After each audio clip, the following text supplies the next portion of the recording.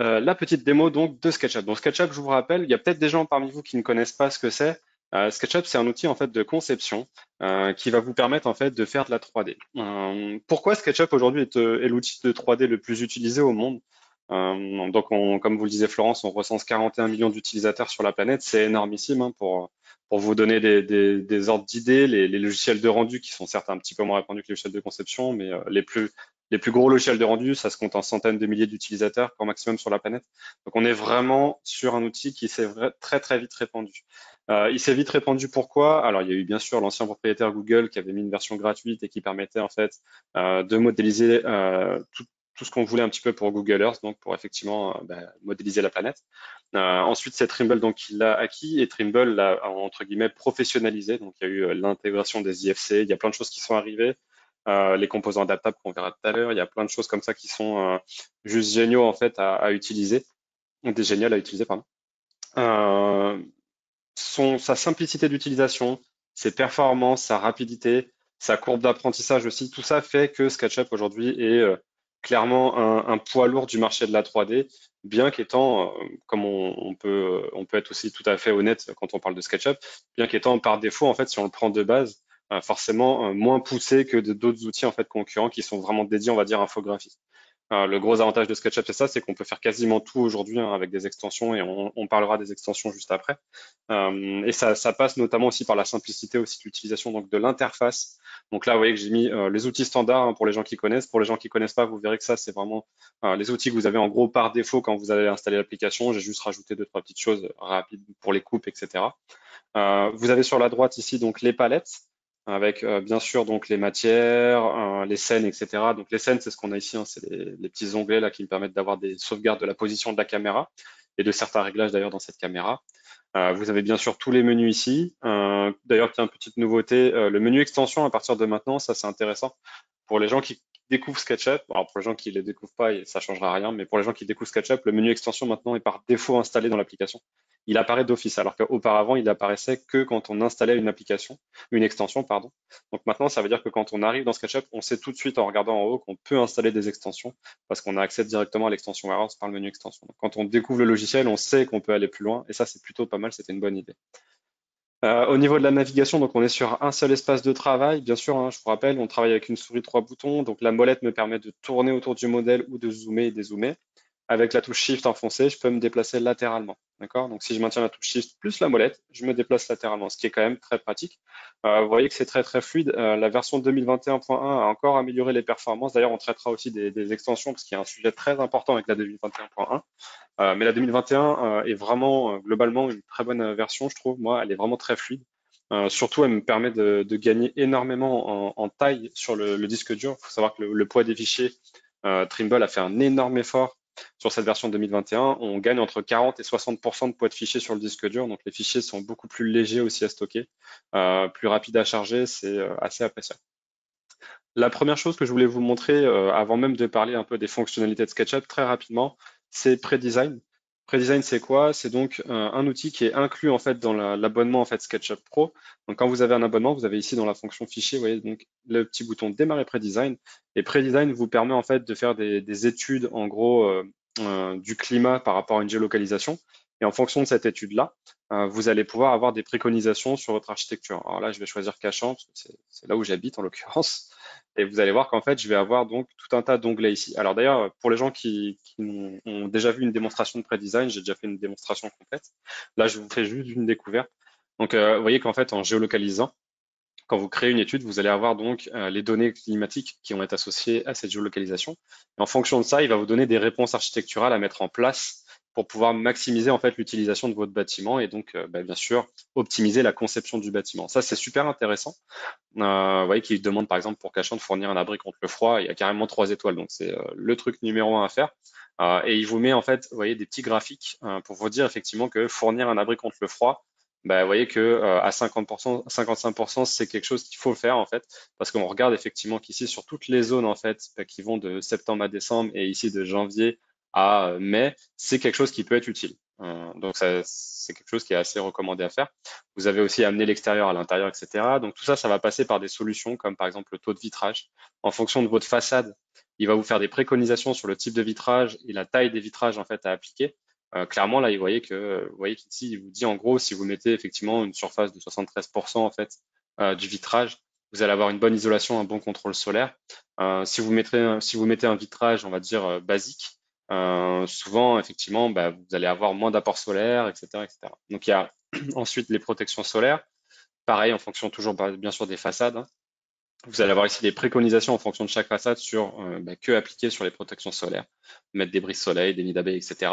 Avec bien sûr, vous voyez, toujours des petits graphiques. Et là, il vous indique en fait en haut ici à quoi servent en fait bah, tout simplement ces données. Donc par exemple, les rayons de soleil nocifs qui entrent. Donc ça, c'est la partie rouge ici. Donc vous voyez que là, par exemple, si je mets un double au vent, je vais effectivement avoir des rayons solaires nocifs qui vont rentrer. Bon, alors après, il faut pas non plus exagérer.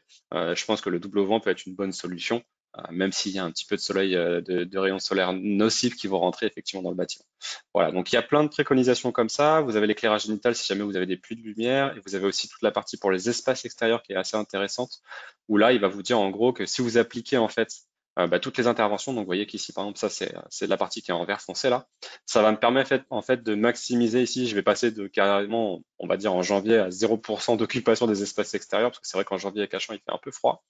Bah, si jamais je mets toutes les préconisations en fait ici, je vais pouvoir utiliser à 50% du temps en fait mon espace extérieur plutôt que zéro, ce qui est plutôt pas mal.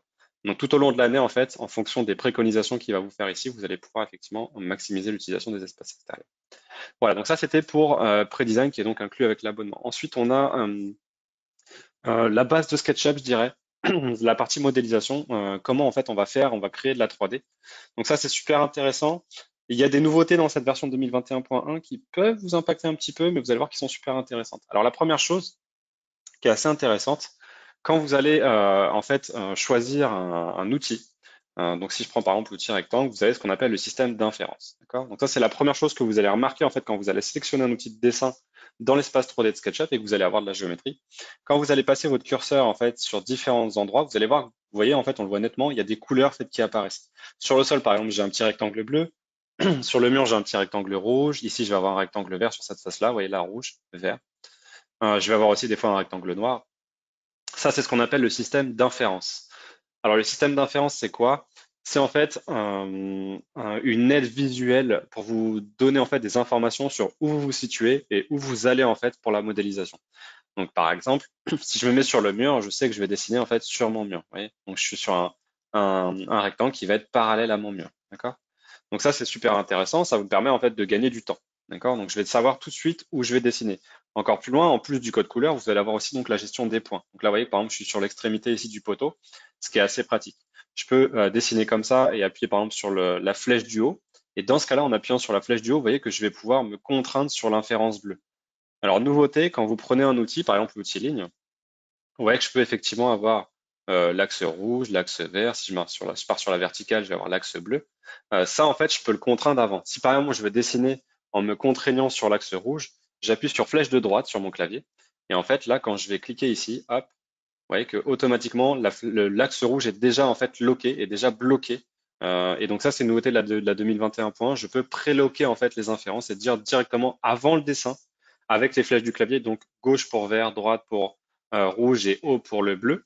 Je peux préloquer en fait les inférences pour effectivement en fait savoir tout de suite dans quelle direction je vais me diriger pour tout simplement dessiner, ce qui est assez pratique. Donc je peux suivre comme ça en fait assez facilement les valeurs. Vous voyez que je peux aussi en fait prendre ici d'un point et aller par exemple sur une direction donnée. En bas à droite ici j'ai la longueur en fait de mon trait. Ça je peux en fait donner une direction. Donc par exemple je peux contraindre l'axe vert. Là j'ai appuyé sur flèche de gauche et je peux dire virgule 28 avec mon clavier, entrée. Et là il va me faire donc un trait de 28 cm. Là je repars sur l'axe rouge. Je peux aller détecter ce point-là et hop, je vais voir une contrainte directement donc par rapport à ce point-là. Vous voyez que je suis à la perpendiculaire. Et donc là ça me permet de dessiner en fait une face directement donc au bon endroit. Vous avez aussi le système de pousser-tirer qui est intéressant. Je peux aller prendre donc ici, avec mon outil pousser-tirer, en fait, la face ici est donc l'extruder. Donc tout ce que je montre là, en fait, c'est la base de SketchUp, hein, encore une fois. Je peux aussi utiliser le système d'inférence, vous voyez, pour me loquer par rapport à une distance, pour construire, par exemple, la première marche de mon escalier. Chose intéressante aussi, dans cette version donc de SketchUp, quand vous prenez un outil, donc dans la 2021.1, ça c'est une nouveauté aussi, ils ont revu en fait tout le système des options des outils. Alors les options d'outils, c'est quoi? C'est ce que vous trouvez en fait en bas de l'écran quand vous sélectionnez un outil. Vous voyez qu'il y a marqué cliquer pour sélectionner la face que vous souhaitez pousser, tirer, d'accord? Donc ça veut dire que je clique pour sélectionner la face, pour la pousser ou la tirer. Hop, échappe pour en sortir. Et ensuite, il y a les options. Donc si j'appuie sur la touche contrôle, ça me permet d'activer ou désactiver une nouvelle phase de départ. Donc là, ça veut dire que si j'appuie sur contrôle, il y a un petit plus qui apparaît à côté de mon curseur. Et cette fois-ci, en fait, je vais créer tout simplement, vous voyez, une nouvelle face en conservant donc la phase de départ. Hop. Et donc, dernière option ici, Alt, active, désactive le mode étiré. Alors, le mode étiré, c'est quoi? C'est par exemple quand j'ai, alors, pas quelque chose qui est tac, parallèle comme ça. Donc, quand je prends une face, si j'appuie sur Alt, alors oui que j'ai un petit curseur une petite icône qui apparaît à côté de mon curseur. En fait, ça étire la face, d'accord? Ça, c'est quelque chose qui existe depuis très longtemps dans SketchUp, mais qui a jamais été en fait documenté. Donc, il y a peu de gens qui savaient que ça existait, à part vraiment les power users qui connaissent SketchUp depuis des années et des années. Donc ça, c'est quelque chose que je connaissais, mais maintenant, ils vous le mettent directement ici. Vous voyez, il y a marqué Alt, active, désactive le mode étiré. Donc pour tous les outils, ils ont revu en fait les options. Et maintenant, vous allez vraiment avoir une description complète de chaque option de chaque outil. Donc SketchUp, c'est vraiment, on va dire, mieux documenté sur la 2021.1 et ça vous permet d'aller plus loin. Ensuite, vous avez aussi le mode persistant. Donc quand vous voulez faire une copie, ça, c'est assez intéressant. Là, par exemple, je vais effectivement pouvoir dire, je prends l'outil de déplacement. L'outil de déplacement, quand j'appuie sur la touche CTRL, vous voyez, c'est marqué en bas de l'écran, activer, désactiver le mode copier. Donc, si j'appuie CTRL une fois, j'ai un petit plus qui apparaît à côté de mon curseur. Donc là, maintenant, l'avantage, c'est que SketchUp reste en mode persistant sur l'option de l'outil. Vous voyez que je n'ai plus à réappuyer, en fait, comme je le faisais auparavant. Donc ça, c'est assez pratique pour, par exemple, positionner des objets à la volée, des voitures sur un parking, des personnages dans la rue, vous voulez mettre des arbres, par exemple, éventuellement sur un parterre, etc. Ça, c'est assez pratique. Ça vous permet effectivement de conserver le mode persistant, donc votre option d'outil activée. Donc ça, c'est pour tous les outils. Maintenant, vous avez un mode persistant. Quand vous appuyez sur la touche, le mode reste actif, quoi qu'il arrive, et vous pouvez effectivement, donc, vous voyez, dupliquer, par exemple ici, un objet très facilement, sans perdre de temps. Alors, il y a une notion très importante dans SketchUp qu'on appelle donc la notion de groupe et de composant. Donc, la notion de groupe et de composant, ça vous permet en fait d'isoler un objet. Donc là, par exemple, cet objet qui est une marche, je peux dire clic droit et créer un groupe. Quand je crée un groupe, vous voyez que la marche devient une boîte. Ça veut dire que quand je clique dessus, je sélectionne plus la face, je sélectionne le groupe. Si je fais un double clic, je rentre dedans et je peux cliquer dehors ou faire échappe pour en sortir. Alors, je vais éclater le groupe et maintenant, je vais vous montrer, pardon, hop, on va éclater le groupe. Donc là, vous voyez que maintenant, effectivement, quand je clique, je sélectionne bien des faces et des arêtes. Donc j'ai éclaté mon groupe. Maintenant, vous avez aussi la notion de composant. La notion de composant, c'est clic droit, créer un composant. Les composants, c'est des objets aussi, hein. C'est la même chose visuellement qu'un groupe. C'est une boîte avec de la géométrie dedans. Donc là, je vais l'appeler marche. Ok, et je vais dire créer. C'est la même chose, sauf que les composants, c'est un système d'instances. Donc ça, c'est aussi très pratique. Donc par exemple ici, je vais prendre l'outil de déplacement, je vais appuyer sur CTRL pour activer la copie. Je prends ma première marche, je vais jusqu'à la dernière, et je vais dire diviser par 14, entrée, pour tout simplement donc diviser la distance par 14 marches, d'accord? Donc je vous remontre, hein, pour les gens qui ne connaissent pas, je sélectionne ma forme, je prends mon outil, j'appuie sur CTRL pour activer la copie, je prends mon donc, point ici et je vais faire ma première copie, donc en l'occurrence même ma dernière copie, d'accord? Donc là j'ai point de départ, point d'arrivée, je change surtout pas d'outil. Donc vous voyez que là en bas la distance il y a 4 mètres,6601. Je vais dire divisé par 14 directement. Donc vous voyez qu'en bas là marqué distance divisé par 14, entrée. Donc là, il faut surtout pas changer d'outil quand vous faites ça. Vous faites directement votre première copie, vous faites fois, par exemple, pour multiplier ou diviser pour diviser la distance. Alors, en l'occurrence, j'ai appuyé sur autre chose, je pense. Tac, divisé par 14, entrée. Voilà. Et donc, vous voyez que ça va me permettre de répartir en fait les entités sur la distance. Donc ça, c'est assez pratique. Donc, diviser pour répartir sur la distance et multiplier si vous faites la première pour répéter en fait l'opération. Donc, l'avantage en fait des composants, quand vous prenez en fait ici en double-cliquant sur un des composants un élément, vous pouvez en fait aller dessiner dessus et vous voyez que ça impacte les autres composants directement. Donc, c'est un système d'instance, ce qui est beaucoup plus pratique que le groupe. Donc, moi, je vous conseille à 99% du temps de faire des composants. De toute façon, si vous voulez rendre un composant unique, vous pouvez faire clic droit tout simplement et dire rendre unique. Dans ces cas-là, celui-là n'est plus lié aux autres. D'accord?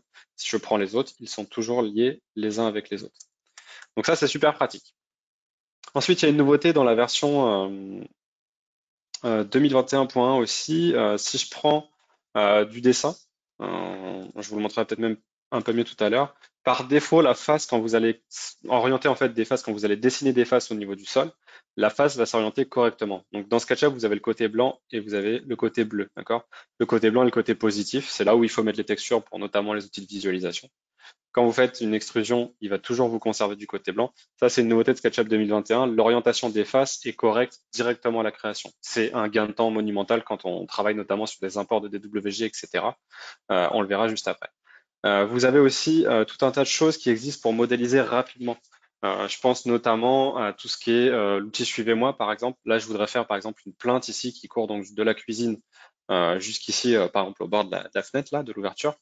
Je vais commencer par dessiner, par exemple, ici, bah, la coupe de la plainte. Donc, je vais dire 0,08, on va mettre 8 cm de haut. On va partir sur le côté, on va dire 0,01, donc 1 cm. Je retourne sur le bas, tac et tac. Ok.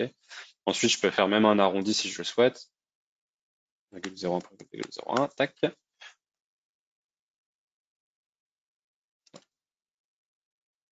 Supprimer ça, voilà, c'est juste histoire de faire un petit arrondi. Donc là, on va dire que ça, c'est le profil de ma plainte, d'accord? Et maintenant, je vais dessiner un parcours. Donc, je dessine un parcours, donc je vais dire que tu vas jusque là, tu vas jusque là, et tu vas jusque là-bas. Ok? Je sélectionne mon parcours avec la touche Shift et donc l'outil de sélection, hein, qui est l'outil de par défaut de SketchUp. Le raccourci, c'est barre d'espace pour l'outil de sélection. Je sélectionne donc avec la touche Shift mon parcours. Je prends mon outil Suivez-moi, qui est donc un outil pouce-étiré, mais qui va suivre un chemin, et je fais un clic sur ma face. Et donc, vous voyez que la modélisation est assez rapide. Ça me permet en fait de suivre directement le chemin. Okay, donc ça, c'est pour faire donc une extrusion à partir d'un chemin. Ensuite, vous avez tout un tas de choses qui vont s'ajouter à ça pour aller plus vite. Alors, pour aller plus vite, on va voir notamment donc les composants adaptables. Donc, les composants adaptables, c'est quoi? Si je prends, par exemple, ici, tiens, on va aller dedans, là, on va aller dans les fenêtres, dans la porte, pardon. Donc ici, par exemple, j'ai les toilettes, donc je les ai pas modélisées. Je peux aller chercher donc dans la bibliothèque, ici, donc 3D Warehouse, ce qu'on appelle donc SketchUp Labs, qui est, je sais pas s'ils le mettent en office, oui, ouais, on les voit là, Live Component. Donc SketchUp Labs, donc ça, c'est l'équipe SketchUp qui propose en fait des composants tout faits, qu'on appelle des Live Components en anglais et qu'on appelle des composants adaptables en français. Quand vous cliquez sur cette catégorie-là, vous avez donc des composants qui sont dits adaptables. Alors vous avez l'impression que c'est des objets tout à fait normaux, mais ces objets sont un petit peu particuliers. Alors je sais qu'il y avait des toilettes, voilà. Donc si je prends par exemple les toilettes, on a l'impression que c'est juste des toilettes modélisées, donc je vais dire télécharger. Hop, je vais les positionner comme n'importe quel objet par rapport à mon mur. Hop, on va se mettre sur l'axe rouge et on va se mettre par rapport au milieu. Voilà, donc là elles sont positionnées. Ok, rien de particulier. Dans la version donc 2021, vous avez la possibilité d'avoir des composants dits adaptables, donc des composants qui vont se configurer en temps réel dans le projet. Alors sur la 2021.1, ils ont fait des petits changements. Notamment ici, vous allez respecter les unités que vous avez rentrées dans votre modèle à vous, modèle SketchUp. Donc ça, c'est assez pratique. Avant, c'était pas le cas. Il y a une optimisation aussi sur l'apparition des paramètres. Ça a été plus vite pour les gens qui ont déjà suivi mes démonstrations dans le passé. J'avais déjà montré cette fonctionnalité-là, ça va plus vite qu'avant. Et vous avez des choses qui sont non visibles, mais qui préparent la suite de l'aventure des composants adaptables, parce que il faut savoir que prochainement, ces composants-là, vous pourrez les créer vous-même. Pour l'instant, c'est juste des composants à télécharger, mais bientôt, vous pourrez créer des composants que vous pourrez paramétrer vous-même. Donc, ça sera des composants paramétriques. Donc là, par exemple, vous voyez que je vais pouvoir changer ici l'arrondi de la citerne. Donc le réservoir d'eau, je peux le mettre plus ou moins arrondi. Je peux changer sa hauteur aussi, ça c'est intéressant parce que vous voyez que c'est vraiment un composant entièrement adaptable. Vous voyez qu'il ajuste automatiquement en fait la position, par exemple ici de l'assise. Il va aussi vous faire apparaître la chasse d'eau. Donc c'est franchement génial parce que c'est assez bluffant visuellement. Donc tout ça en fait c'est quelque chose que vous pourrez créer prochainement. Vous avez bien sûr aussi l'assise, donc la hauteur de l'assise. Vous avez l'arrondi de l'assise aussi que vous pouvez contrôler. Donc tout ça se fait assez simplement. C'est assez bluffant. Vous pouvez changer la couleur aussi de vos toilettes, etc., etc. Donc ça, vous avez des lampes, vous avez même des constructions toutes faites, vous avez des racks pour les gens qui font des hangars ou ce genre de choses avec du stockage. Les composants adaptables, ça va quand même assez loin. Dans les options, vous pouvez faire beaucoup de choses. Ensuite, quand vous avez placé des composants, vous avez créé de la géométrie, etc., vous voulez aussi peut-être travailler sur les matériaux. Alors, il y a plusieurs manières de travailler avec les matériaux. vous pouvez travailler avec des bibliothèques personnalisées. Alors, pour faire ça, bien sûr, vous allez avoir tout simplement dans votre disque dur. Ici, par exemple, vous voyez que moi, j'avais commencé à préparer en fait une bibliothèque. Tiens, par exemple, pour vous montrer comment on fait en fait un objet de bibliothèque, un matériau de bibliothèque, vous voyez que là, par exemple, là-bas, j'ai un plan de travail un peu en granit. Ben, j'en ai pas ici, donc je vais appeler ça granit. Je fais un dossier granit dans mon disque dur, d'accord? Donc dans les autres, vous voyez que j'ai bien des SKM. Donc les SKM, c'est les SketchUp Materials. Ok, c'est des fichiers SketchUp en fait de matériaux. Je vais aller prendre en fait ici ce matériau-là. Je vais me rendre donc dans la palette des matières. Donc en cliquant sur la petite maison, il va m'afficher les matériaux en fait du modèle. Euh, où es-tu petit granit? Tu es là. Voilà. Donc là, il est sélectionné. Vous voyez qu'il est entouré d'un petit carré bleu. Donc je vais l'appeler granit 001 par exemple. OK. Donc là, c'est bon. Et je vais dire donc tout simplement clic droit, enregistrer sous. Et je vais le mettre donc dans mon dossier Granit. Enregistrer. Donc si je regarde maintenant ma palette, alors il me recharge mes composants, ça prend un peu de temps. Tac. Si je regarde ma palette matière, dans la palette matière, vous avez bien sûr les matériaux par défaut. D'accord? Vous avez les matériaux dans le modèle, vous avez les matériaux par défaut ici. Et si je vais... tout en bas, il me l'a pas importé. Bon, c'est pas grave, on va l'importer. Si je vais ici, je vais pouvoir ouvrir une collection, donc en l'occurrence ma collection par défaut. Voilà. Et donc là, je vais retrouver en fait ma collection à moi, ce qui fait que je vais retrouver par exemple mon granit. Vous voyez. Donc l'avantage, c'est que là, maintenant que j'ai créé en fait mon matériau de bibliothèque, je peux aller ici tout simplement prendre mon granit et l'appliquer directement. Alors, s'il est mal plaqué, c'est certainement de ma faute. Oh, c'est étonnant ça. Non, tu me trompais quelque part, bon c'est pas grave. Donc là il est bien plaqué. Bien sûr, je peux effectivement donc importer comme ça en fait des matériaux à volonté. Donc là on l'a vu avec une bibliothèque personnalisée, mais importer un matériau. Ce que je fais d'ailleurs moi la plupart du temps, c'est de faire tout simplement fichier importer et je vais aller chercher en fait des textures qui se trouvent sur mon disque dur. Donc si je veux importer par exemple du bois, je prends effectivement une matière de bois, peu importe, je prends par exemple ce bois-là. Et je vais l'importer comme texture, ça c'est super important. Je vais dire importation et je vais mettre ça donc directement ici sur ma face. D'accord? Donc là, je l'applique sur l'intégralité de ma porte et j'ai donc une porte en bois dans ma cuisine. D'accord? Donc c'est pas très compliqué. Vous vous retrouvez bien sûr dans la palette matière. Alors, dans la partie édition, j'ai cliqué sur la maison, je n'aurais pas dû. Dans la partie édition ici, vous retrouvez donc la taille de votre texture. Donc le carré de texture ici fait 89 cm par 89 cm. Si je veux qu'il fasse 1 mètre par 1 mètre, je tape 1 et il va faire 1 mètre par 1 mètre. D'accord? Donc ce qui me permet d'avoir une notion d'échelle dans mon projet. Donc ça, c'est super important. Donc voilà pour les matériaux. Les matériaux, c'est pas très compliqué à comprendre en soi. C'est beaucoup plus complexe à aborder quand on travaille sur des outils de rendu, forcément, parce qu'il y a beaucoup de choses à gérer. Mais sur SketchUp, on gère en fait des matériaux de type texture. Donc c'est une texture qu'on va importer, qu'on gère soit par un import, comme je vous répète, donc ici, par la fonction importer, donc on importe une image, donc en tant que texture, soit par la bibliothèque qu'on aurait éventuellement paramétrée et qu'on peut charger dans le projet, donc directement ici donc ma propre bibliothèque de matériaux à moi, voilà, avec notamment les bois, etc., etc. D'accord? Ensuite, SketchUp est un outil qui s'intègre dans le process BIM. Alors, je vais pas, je suis quelqu'un d'assez honnête, hein, je vais pas vous dire que SketchUp est un outil BIM. Il y a encore beaucoup de choses à faire pour que ce soit un outil BIM à 100%, je veux dire. Mais SketchUp est un outil qui s'intègre vraiment nativement, sans aucun problème, dans le processus BIM. Comment ça fonctionne? C'est assez simple. Vous allez avoir effectivement tout simplement la possibilité de gérer des IFC. Alors à la fois en import et à la fois en export, hein, bien sûr. Vous allez travailler avec des composants très importants. C'est pour ça que tout à l'heure, un petit peu au début de la présentation, je vous parlais effectivement des composants en vous disant que 99% du temps, il faut faire des composants. Les composants vous permettent de travailler effectivement donc avec la notion d'IFC. Alors les IFC dans la version 2021.1, pour la partie export, vous allez pouvoir gérer en fait les IFC4. Il faut savoir que pour la partie donc classification ici, vous voyez que par défaut, il a les IFC 2, X3 qui sont installés. Je peux installer donc les IFC 4 qui sont mis directement d'office dans la version 2021.1. Et là, je vais pouvoir utiliser les IFC 4 si je le souhaite. Donc, je peux supprimer les IFC 2, X3 et utiliser que les IFC 4. Ce qui fait que quand je vais travailler sur un élément, Donc dans les informations de l'entité, vous voyez que cette porte ici, par exemple, elle n'a aucune classification, elle n'a pas de notion de prix, de taille, etc., etc. Donc là, dans la partie classification, je peux aller chercher les IFC du Xcut et dire que c'est une IFC d'or.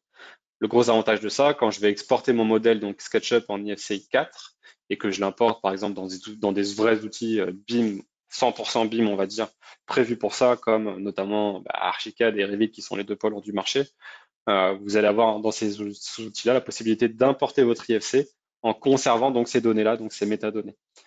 C'est assez intéressant. Vous avez bien sûr aussi pour la partie IFC, donc les IFC 4, c'est vraiment une nouveauté de la version 2021.1 qui est sortie la semaine dernière.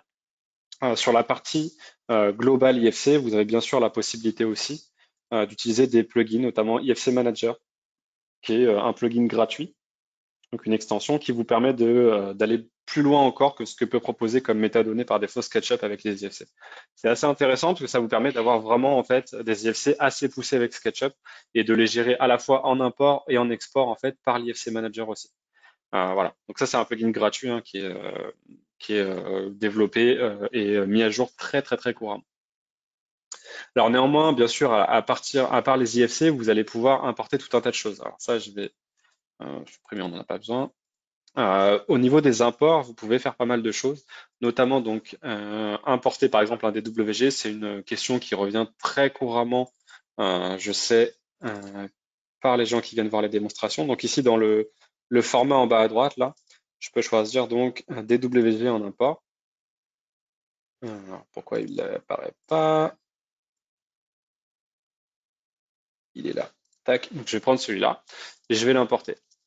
Donc là, vous allez voir notamment l'intérêt de la 2021.1 quand on importe un DWG de l'orientation des faces, qui est une nouveauté de la 2021.1, qui me permet de me mâcher le travail quand même sur l'orientation des faces quand on crée en fait de la géométrie à partir d'un plan DWG qu'on importe. Donc là, j'importe un DWG, vous voyez, qui va me récupérer en fait les blocs, les lignes, etc. Je peux faire un tracé global et automatiquement en fait, il va aller combler les trous. D'accord? Ça, c'est super intéressant. Donc, il va trouver en fait des intersections et il va essayer de me construire directement en fait les zones de mur. Par rapport à la 2021.0 et les versions antérieures, vous voyez que là, directement, j'ai des faces blanches. Et quand je vais extruder, je vais dire par exemple 2,5 entrée, là, il va mettre automatiquement la bonne valeur en fait d'orientation des faces. Et si je fais un double clic, je peux répéter l'opération de pousser-tirer et ça me fait gagner un temps infini. C'est monumental. Ça, c'est une nouveauté qui est vraiment super intéressante.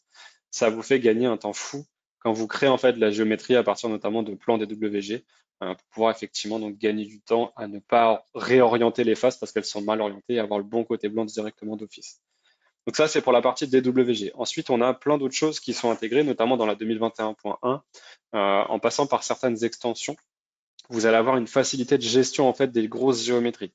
Alors, un petit exemple que je peux vous montrer, il y a des gens qui connaissent notamment l'outil Bac à sable. Donc, l'outil Bac à sable qui est un outil intégré d'office dans SketchUp. Je vais prendre une grille de 50 cm, si il veut bien. Tac. Donc, quand je fais en fait un plan comme ça, alors d'ailleurs, vous voyez que le outil Bac à sable, lui, il oriente mal les faces, forcément. Tac. Quand je fais un plan comme ça, vous pouvez effectivement aller le modeler avec l'outil bac à sable. Ça veut dire faire un peu des changements comme ça pour avoir ce côté un peu modelé organique. D'accord? Donc ça sert à faire du terrain, l'outil bac à sable. Vous avez des outils qui sont très adaptés pour ça, notamment un plugin qui s'appelle le plugin Artisan. Le plugin Artisan est un plugin parmi tant d'autres comme Scheme, Transmuter, etc., qui sont des outils en fait qui permettent de gérer des géométries avec beaucoup de polygones, donc de très haute résolution. Il y a une librairie en fait pour les développeurs de ces outils-là qui s'appelle Polygon Mesh, qui est un outil en fait pour les développeurs spécialement. Je vous en parle parce que vous, en tant qu'utilisateur, ça va vous impacter en fait sur les performances, notamment dans SketchUp. La 2021.1 a un énorme changement à ce niveau-là. Quand vous prenez par exemple ici un outil dans Artisan, qui est un outil par exemple de modélisation, donc je vais mettre 4 mètres, on va mettre 6 mètres. Je vais en fait modeler. Alors je vais augmenter un peu. Je vais modeler en temps réel, vous voyez, en fait, mon terrain. Ça, là, les performances ont été augmentées par rapport aux anciennes versions. Alors, pour les gens qui connaissent Artisan, vous allez le voir hein, en démonstration, c'est assez flagrant. J'ai des outils pour lisser, etc. Donc, vous voyez, les performances sont bien meilleures qu'avant. Avant, ça avait tendance à saccader un petit peu. Aujourd'hui, vraiment, on est beaucoup mieux. Et ça permet effectivement d'aller modeler du terrain, etc., de faire des modélisations assez poussées. Donc on peut faire vraiment beaucoup de choses avec SketchUp. C'est vraiment assez intéressant. Voilà, le Polygon Mesh est un outil qui est super intéressant parce que ça vous permet de gagner du temps. Si je vous montre un autre exemple de Polygon Mesh, si je passe notamment par une extension qui s'appelle Skimp, vous pouvez effectivement importer un modèle. Donc, Skimp est un outil qui permet d'importer des modèles 3D. Alors, jusque-là, rien de très compliqué. Qu'est-ce qu'on va importer? On va importer une chaise. Tac. Donc j'importe par exemple un SBX. Donc Skimp est un outil qui me permet de prévisualiser en fait ma chaise, vous voyez, en import. L'avantage qu'il a, c'est qu'il a une fonction Simplify ici qui me permet de simplifier l'import de ma géométrie automatiquement. Ça veut dire que par défaut, il va m'appliquer en fait une géométrie qui fait 40 000 polygones alors qu'à la base, elle en fait 91 226.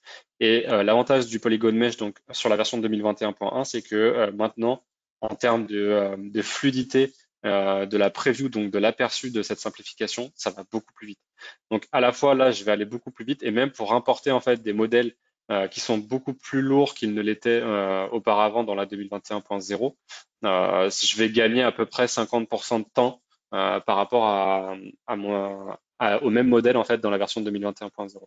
Donc là, voilà, je l'ai importé en fait de manière complète, elle fait quasiment 100 000 polygones et effectivement donc j'ai gagné énormément de temps pour l'import. Et après, bien sûr, hop. Et après, bien sûr, je peux importer donc les matériaux tac, pour donc réaliser mon import. Voilà. Donc c'est le Polygon Mesh, c'est un truc qui est super, ça permet de gagner quand même pas mal de temps. Ensuite, il y a une fonction bien sûr dans SketchUp qui est incontournable, qui est 3D Warehouse. 3D Warehouse, c'est donc la possibilité effectivement donc de tout simplement importer des modèles 3D. Vous pouvez en fait accéder à une banque en fait en ligne. Donc c'est le petit bouton qui est ici là, tout en haut. Vous l'avez aussi dans Fenêtre 3D Warehouse. D'accord? Donc c'est là où j'ai trouvé les composants adaptables tout à l'heure.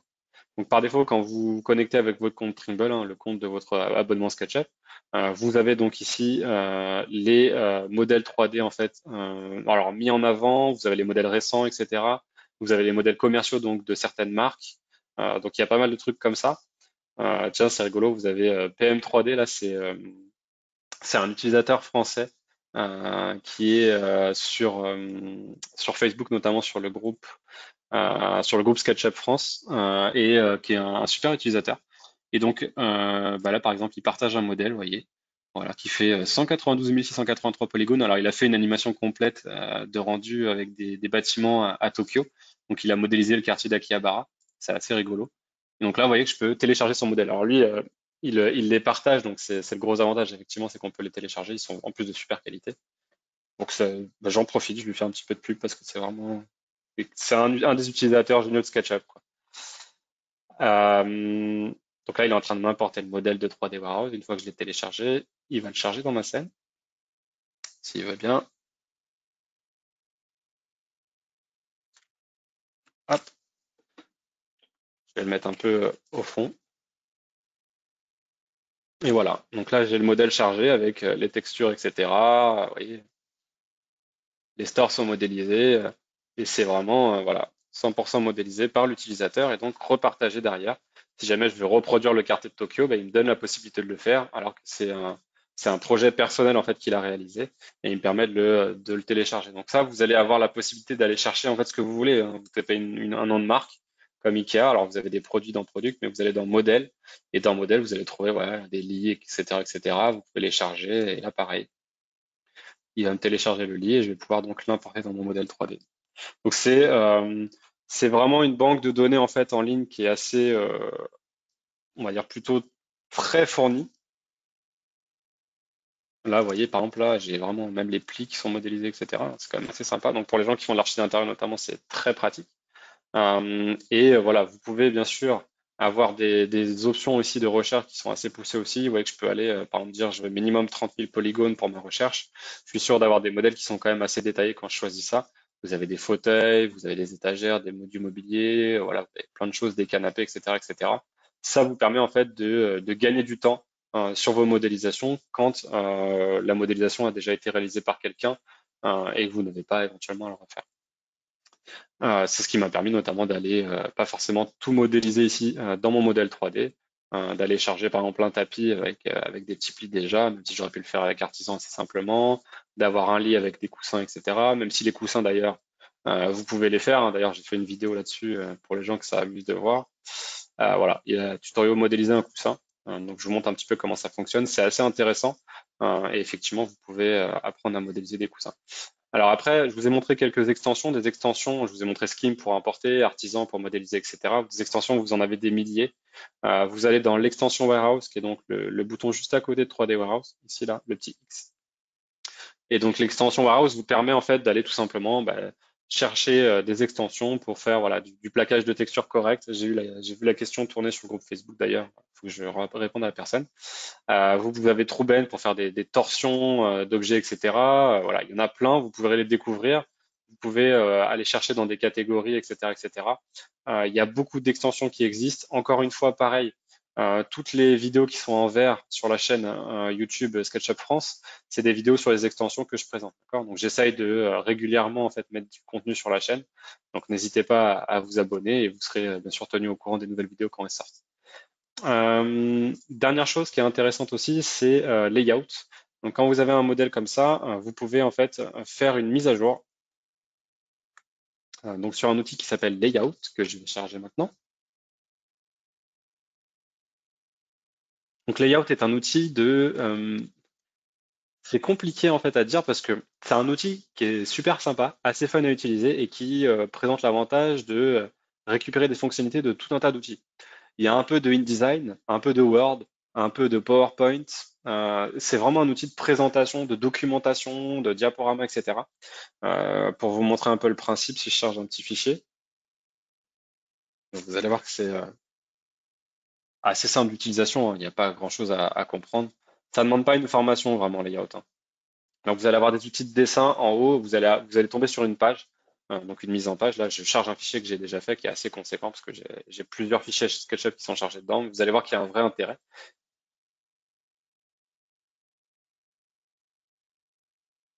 Hop, voilà. Alors bon, j'ai des liens qui sont périmés, c'est pas très grave. Le vrai intérêt, c'est que donc là, je suis sur une page A3, d'accord? Donc j'ai créé un cartouche, hein. Le cartouche, c'est moi qui l'ai fait, d'accord? Quand je prends l'outil de cotation, par exemple, là, et que je code sur la page A3, vous voyez que j'ai bien effectivement du 42 cm sur la largeur. Si je code sur le modèle, sur le dessin, vous voyez que là, il me met 2,77 m. Pourquoi? Parce qu'en fait, ce que j'ai pris ici, quand je vais le sélectionner, vous voyez que ça met un petit peu de temps là, il y a un tout petit rafraîchissement, c'est parce que c'est maison individuelle 01 SKP. Ça veut dire que ça, c'est un modèle SketchUp que j'ai intégré en fait dans ma mise en page. D'accord?